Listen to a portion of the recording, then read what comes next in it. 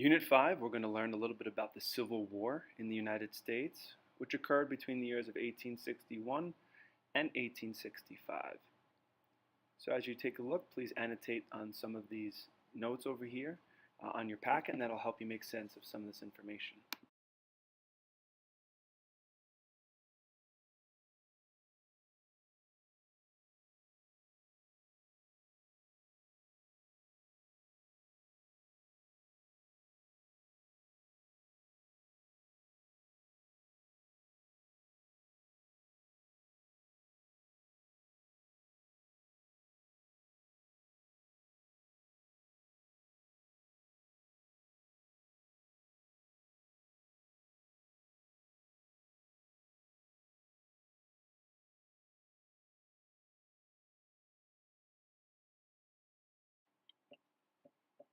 So as we back up, we're going to look at how the United States tried to prevent sectionalism from ripping apart the country. The first thing that the government did was create the Missouri Compromise in 1820, and this tries to keep a balance of free states and slave states. So we'll see that what they'll do is they'll say any new territories that are north of that 3630 line will be added as a free state, and anything south of that will be added as a slave state. And the idea is to keep a balance in Congress because they write the laws that affect the whole country.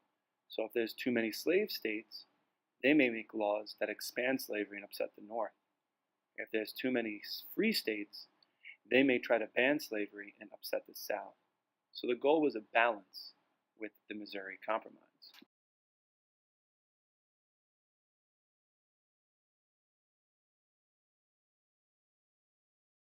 Many of the founding fathers thought that over time slavery would kind of wither away and no longer be a part of our economy or country.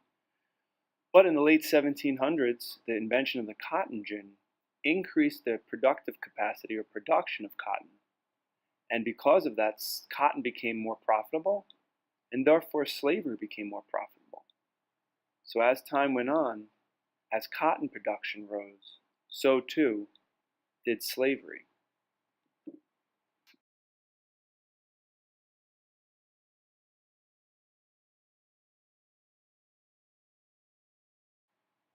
Here in this chart, you see that in the year 1800, cotton production was about 100,000 bales, and then by 1810 it's 200,000, by 1820 it's 400,000, and we see slave population increases as well. So as cotton production goes up, the slave population goes up. So it does not seem to slow down, and in fact, it increases over time. The abolition movement picked up in the 1800s, and this was a movement to end slavery. In this photo, we see an interesting mix of both men and women, both black and white, working together to end slavery. And one of the most notable abolitionists was Frederick Douglass, a former slave who became very educated and articulate in his arguments to end slavery. So abolitionists were those who wanted to end slavery.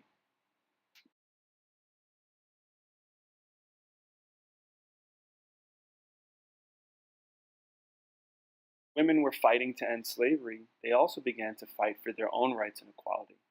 And one of the first major meetings was the Seneca Falls Convention in New York in 1848. Some men, but mostly women, met to discuss the rights of women. Their main goals were equality between men and women, and they wanted to vote. And the vocab term for that is suffrage, so the desire, the ability to vote in elections.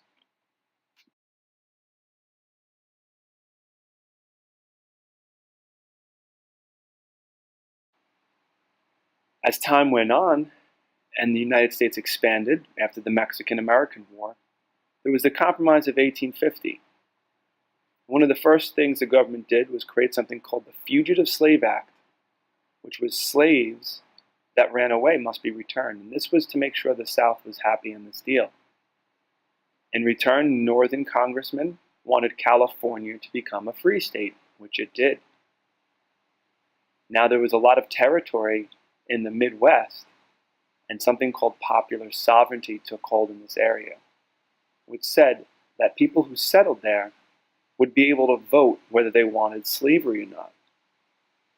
So that meant that even in northern territories, people could vote for slavery, which was not a good thing if you were a northerner or an abolitionist.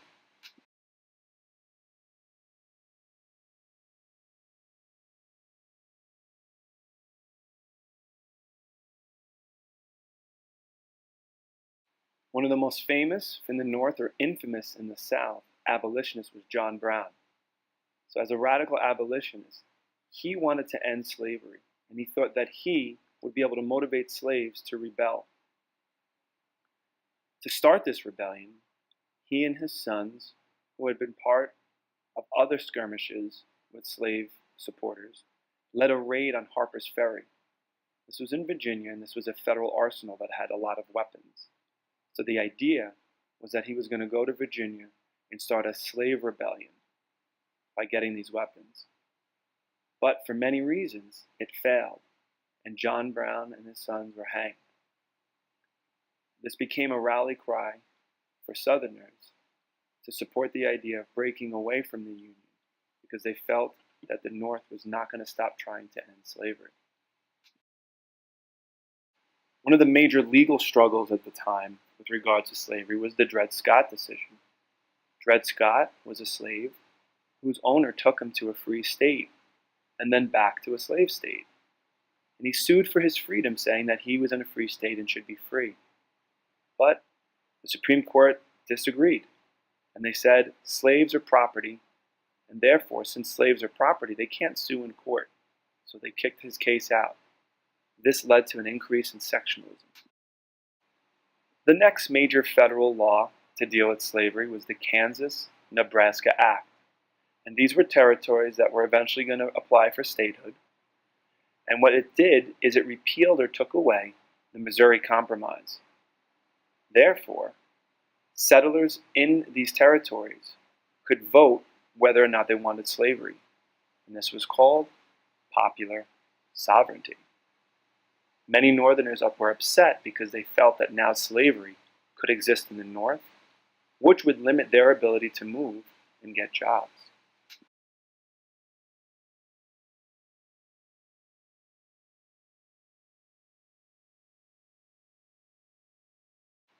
Many pro- and anti-slavery supporters rushed into these territories so that they could vote, and this led to a lot of violence, which we refer to as Bleeding Kansas, where people were fighting over the issue of slavery.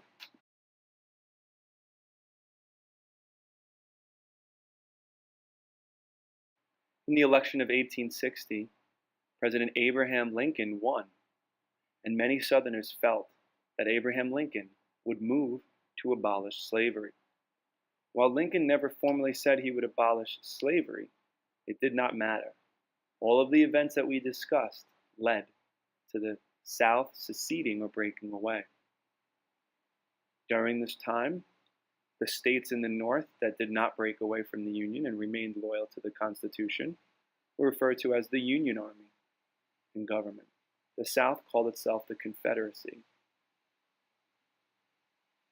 These are the states that try to form their own country and leave the Constitution. So they seceded over the fear that Lincoln would abolish slavery.